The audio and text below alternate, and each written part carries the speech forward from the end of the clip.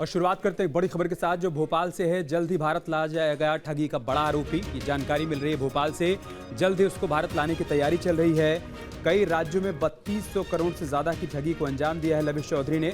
STF ने red corner notice जारी करवाया है। ब्लू कॉर्नर नोटिस के जरिए उसके दुबई में होने के सबूत मिले। लविश के प्रत्यर्पण की प्रक्रिया शुरू हो गई है।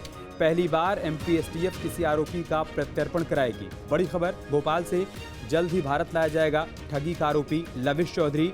कई राज्यों में उसने 3200 करोड़ रुपए से ज्यादा की ठगी को अंजाम दिया। दिल्ली, उत्तर प्रदेश, मध्य प्रदेश, इन राज्यों में उसने तमाम लोगों को निवेश के नाम पर ठगा है और ठगी करने के बाद वो दुबई फरार हो गया, जिसके बाद उसके खिलाफ ब्लू कॉर्नर नोटिस जारी करवाया गया, जिसके जरिए ये पता चला कि वो दुबई में छिपा हुआ है।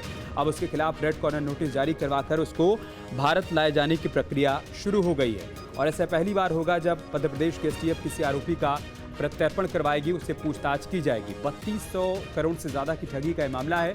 अब तक 260 करोड़ रुपए फ्रीज किए जा चुके हैं। इसके अलावा 10 आरोपियों को गिरफ्तार किया गया है, उनसे भी पूछताछ की जा रही है। और इन सब के बीच इसे बड़ी कामयाबी के तौर पर देखा जा रहा है कि लविश चौधरी की प्रत्यर्पण प्रक्रिया शुरू हो गई है।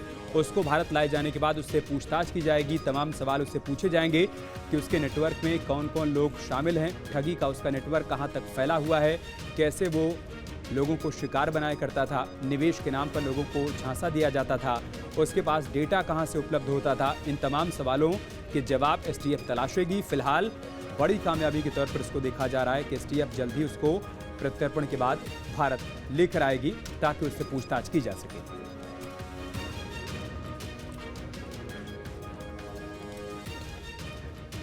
और भोपाल से हमारे सहयोगी अंकित हमारे साथ जुड़ चुके हैं। अंकित, बहुत जल्द लविश चौधरी को लाए जाने की बात कही जा रही है, लेकिन एक जानकारी ये भी मिल रही है कि पूरी प्रक्रिया को पूरा होने में 3 से 4 महीने का समय लग सकता है। मतलब अभी और इंतजार करना होगा ये जानने के लिए कि लविश चौधरी अपने नेटवर्क का संचालन कैसे करता था और कहां तक उसका नेटवर्क फैला हुआ था।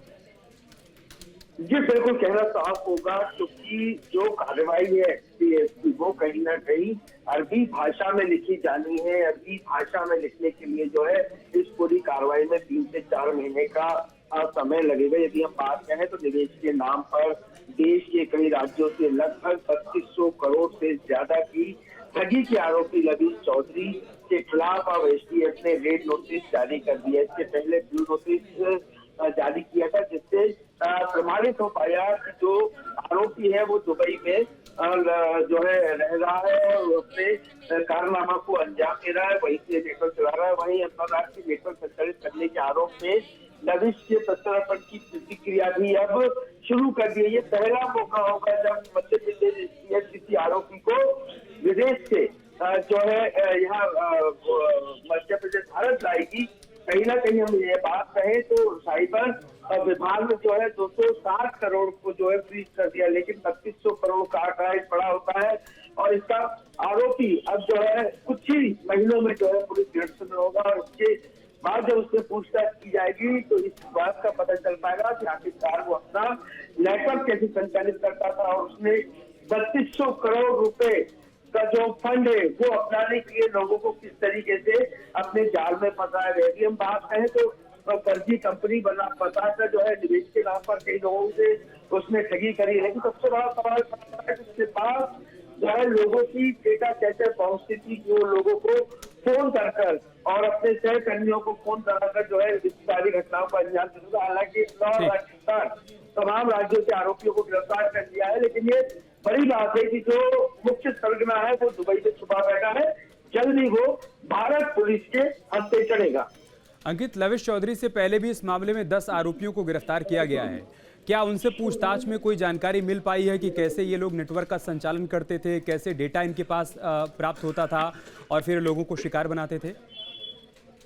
देखिए, यदि हम बात करें कि 10 आरोपियों को एसटीएफ ने गिरफ्तार किया था, साइबर पुलिस ने जब उससे पूछताछ की थी तब इन सब राज्यों का पता चला। जब उसके साथ लैपटॉप, तमाम मोबाइल, तमाम जितने भी इंस्ट्रूमेंट थे, जब उसकी जांच की गई तो कहीं ना कहीं ये पाया गया कि लविश चौधरी जो है ये पूरे नेटवर्क को संचालित करता है, किसी न किसी तरह भोले भाले लोगों को अपना शिकार बनाता है। तभी चीजों का पता चला। उसके बाद एसटीएफ ने जो है ब्लू नोटिस जारी किया ताकि वो पता लगा सके कि आखिरकार ये आरोपी है कहाँ। तब उसका पता चला कि वो दुबई में है।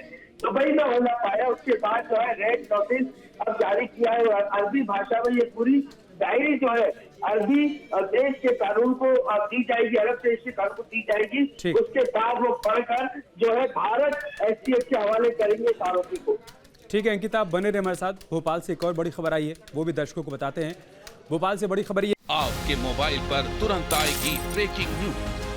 स्क्रीन पर सबसे पहले दिखेगी बड़ी खबर। देश दुनिया की हर खबर एक जगह। अब आपके मोबाइल पर तुरंत फटाफट इंस्टॉल कीजिए न्यूज नेशन ऐप और रखिए खुद को अपडेट।